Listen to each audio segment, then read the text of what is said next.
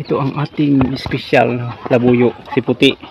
Pinasilip ng mga kalagalag ng ating hunter na si Bernardino ng Sorsogon ang kanyang nabitag na para sa kanya talaga ito ay espesyal na labuyong puti. At ito ay mapapanood nga natin dahil na ipasa ito sa atin ng ating kaibigan. At ako ay naghahangad na makapunta dyan kay Bernard sa kanyang lugar at para ma-vlog ito personal na kanyang nahuling puting labuyo. At sa mga hindi pa nakakapanood mga idol ng puting labuyo, panoorin nyo ang video ito. Good day mga kanter, dahil hindi na tayo makakapangati, update ko na lang kayo sa mga alaga kong labuyo. Ayan, ito ang aking pangati. Yan yung kanyang kasama babae, anak nanay niya ni puti. Yung babae na yan, nanay ni puti at asawa niya ni puti. Nahuli natin sa bitag. Ito naman yung dalawa, si puti yung pinahuli natin pang apat na huli. Yan, ay pangatlong huli pala yan. Yan natin nakati at yan bitag na din, nabitag din natin yan, yung babae na yan.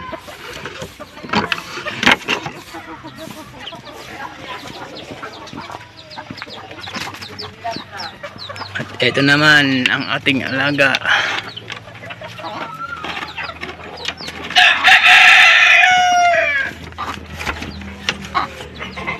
Ayan.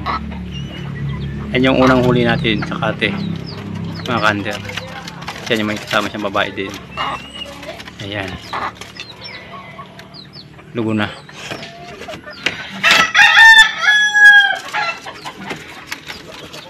At ito naman ang panglimang huli nung July 27, 2025. Ayan.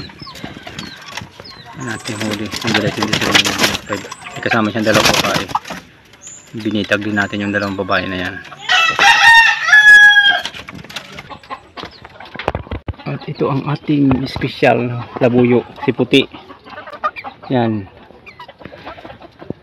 Bali tatlo yan. Yung nanay niya yung kasama ng pangati natin.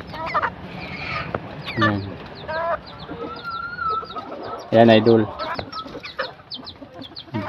Napakagandang puting labuyo. Diba? Kasama yung dalawa rin. Ang ganda na. Sana mahuli natin tatay niya na puting labuyo. Napakaganda mga idol. Ayan.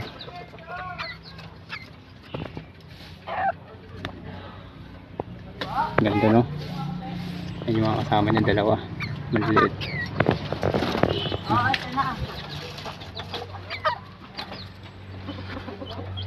Yan ang aking munting mga alaga, si puti, puting labuyo. At ito ang kanyang nanay, kasama yan yung pangati.